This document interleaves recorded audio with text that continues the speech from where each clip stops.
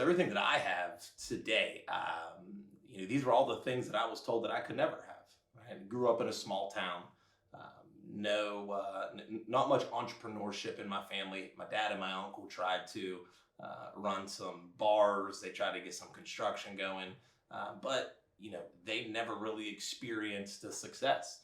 I think that both of them were very capable people. I think they both had everything it took to be successful, but I think their biggest barrier was their mindset. Right? I always go back to mindset because it is such a foundational building block for your success. Because until you believe that you can have it, you'll never achieve it.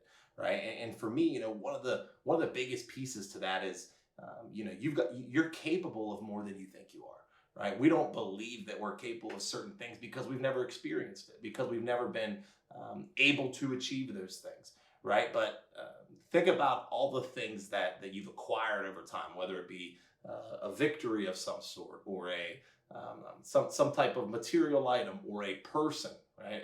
A pursuing a relationship, right? All of these things, we don't realize how powerful our mind is until we're able to pull ourselves back and reflect on the things that we've been able to acquire.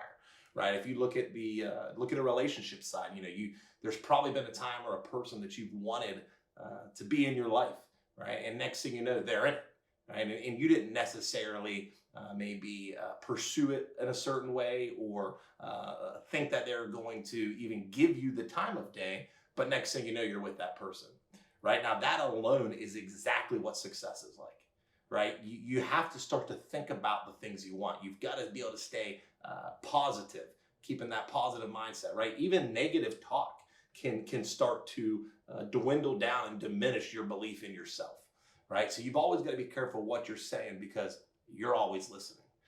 Another thing is that success looks different for so many people. I think that when people talk about success, they think it's money and it's cars and it's this business and it's houses and mansions and all of these things. But one of the first things that you have to do to be able to acquire success is determine, what does success look like to you, right? Is success money and cars, or is success wealth and relationships and friendships and running a business? And so you have to understand that everyone's success looks different to everyone.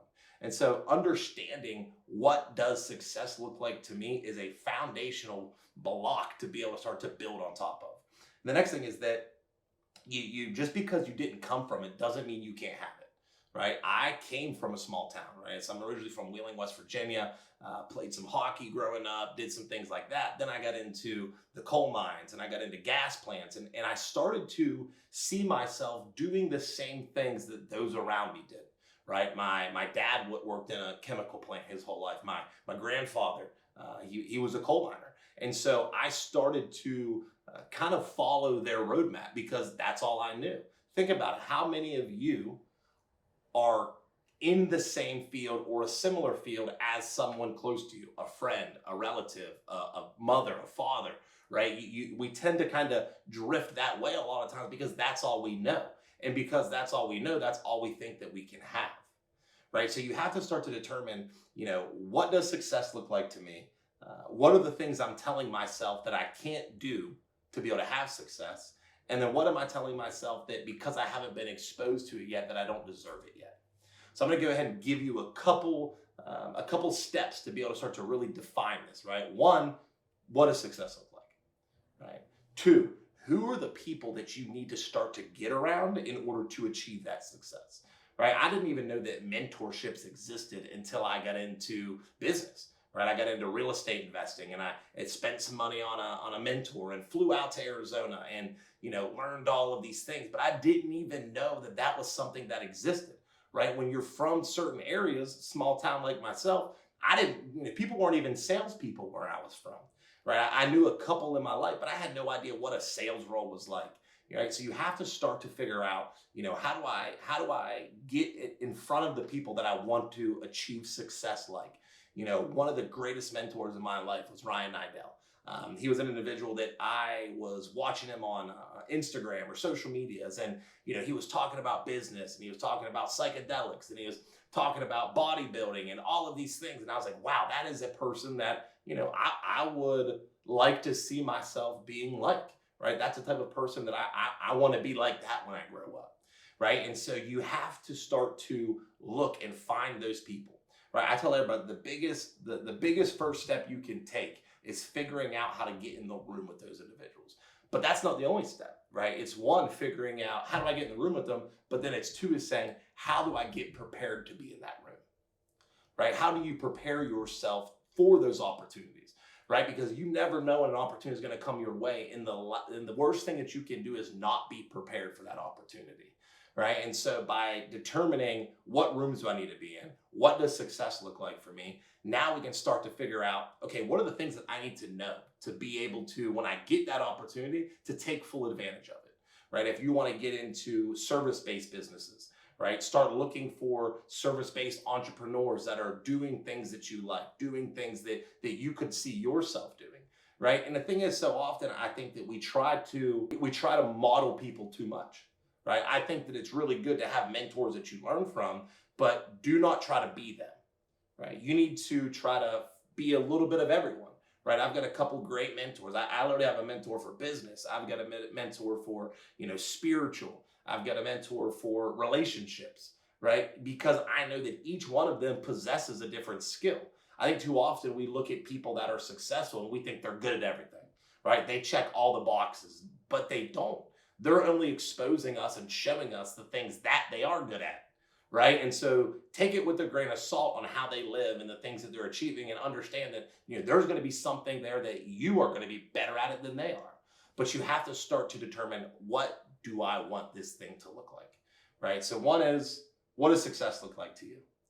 Two is, just because I haven't had it yet doesn't mean I can't achieve it. And three is, you are capable of more than you believe, right? You just have to start to build those blocks to get to where you want to be. So let's talk about mindset shifts, right? Well, the mindset is the most powerful piece to it. And I think that in order to shift your mindset, you have to be paying attention to, what am I consuming and what am I doing, right? With social media these days, we're fed an abundant amount of information, and it's hard for us to decipher through that, right? And trying to figure out, like, how do I think for myself, right? Not think like somebody else, think for myself, right? And so for me, mindset starts by showing up for you, right? When my life shifted, I would say, when things really changed for me, I started to dial in a regimen, right? It was every day I was up at this time, I was reading by this time, I was reading this amount, I was going to the gym,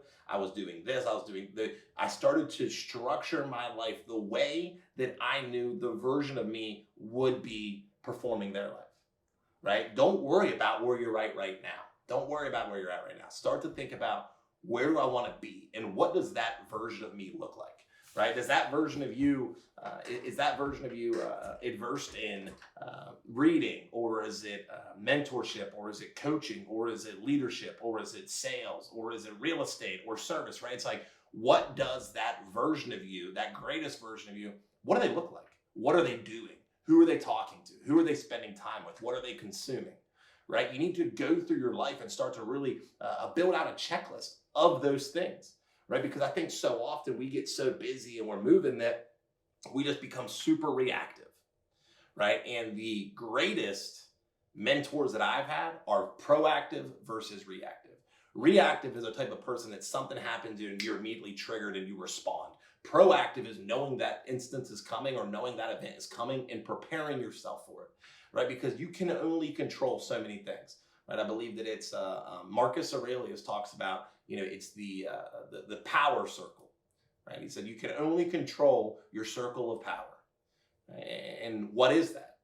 Well, the only thing in your circle of power is your mindset, right? That's the only thing that you can actually control, right? Are you paying attention to how you respond to people, right? Are you paying attention to the things that you're learning about?